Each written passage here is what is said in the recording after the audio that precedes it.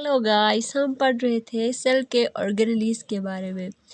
आज हम पढ़ेंगे साइटोप्लाज्म के बारे में, जो क्या है, सेल की एक ऑर्गेनेली है। हम पढ़ेंगे कि साइटोप्लाज्म क्या होता है, इसकी कंपोजिशन क्या है, इसकी मेन फंक्शन क्या है। साइटोप्लाज्म जो है वो एक जेली लाइक सब्सटेंस होता है which is present between cell membrane and nuclear membrane. Cytoplasm क्या होता है? एक जेली लाइक सब्सटेंस होता है जो सेल मेम्ब्रेन और न्यूक्लियर मेम्ब्रेन के दरमियान पाया जाता है। इसके बाद बात करेंगे कंपोजिशन ऑफ साइटोप्लाज्म। साइटोप्लाज्म किन किन चीज़ों से बना है? It is made of water, proteins, ions and other molecules. Cytoplasm जो है वो वाटर से बना है, प्रोटीन के मॉलिक्यूल्स और दूसरे आयंस से मिलके बना है। Function of cytoplasm. साइटोप्लाज्म की मेन फंक्शन क्या होती है? Cytoplasm hold all organelles like nucleus, mitochondria and ribosomes.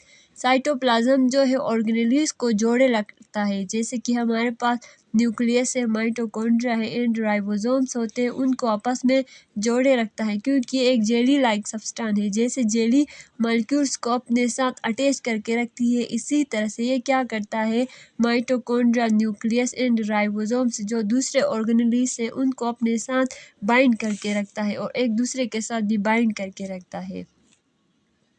Biochemical reaction take place in cytoplasm.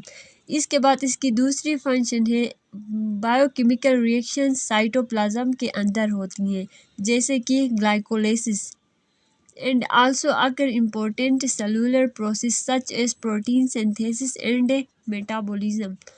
इसी तरह से दूसरे जो इम्पोर्टेंट सेलुलर फंक्शंस होते हैं ये भी साइटोप्लाज्म के अंदर होते हैं, जैसे कि प्रोटीन की सिंथेसिस होती है, प्रोटीन्स बनते हैं और जो दूसरे मेटाबॉलिक रिएक्शंस होते हैं वो भी साइटोप्लाज्म के अंदर होते हैं। इसके बाद हमारे पास फोर्थ ऑर्गेनेली है ribosomes. Ribosomes are granular bodies. Ribosomes क्या होते हैं? छोटे छोटे गंदम के दाने की तरह उनका स्ट्रक्चर होते हैं, इस तरह छोटे छोटे ग्रेन्यूल्स होते हैं। ये दो एग्जिस्ट इन टू फॉर्म्स, ये दो फॉर्म में पाए जाते हैं। पहले ये फॉर्म में ये अटैच होते हैं, एंडोप्लाज्मिक रेटिकुलम के साथ अटैच होते हैं और दूसरे में फ्रीली डिस्पर्स होते हैं साइटोप्लाज्म के साथ। पहले जो होते हैं ग्रेन्यूल्स ये अटैच होते हैं रफ एंडोप्लाज्मिक रेटिकुलम के साथ, इस तरह से अटैच हुए होते हैं और दूसरे फॉर्म में ये साइटोप्लाज्म है तो इसके अंदर फ्रीली डिस्पर्स होते हैं एक एक होके। Composition of ribosomes. राइबोसोम्स किन चीज़ों से मिलके बना है? Ribosome composed of proteins and RNA. Ribosomes जो है वो प्रोटीन्स और आरएनए से मिलके बना है। Not membrane bonded organelle.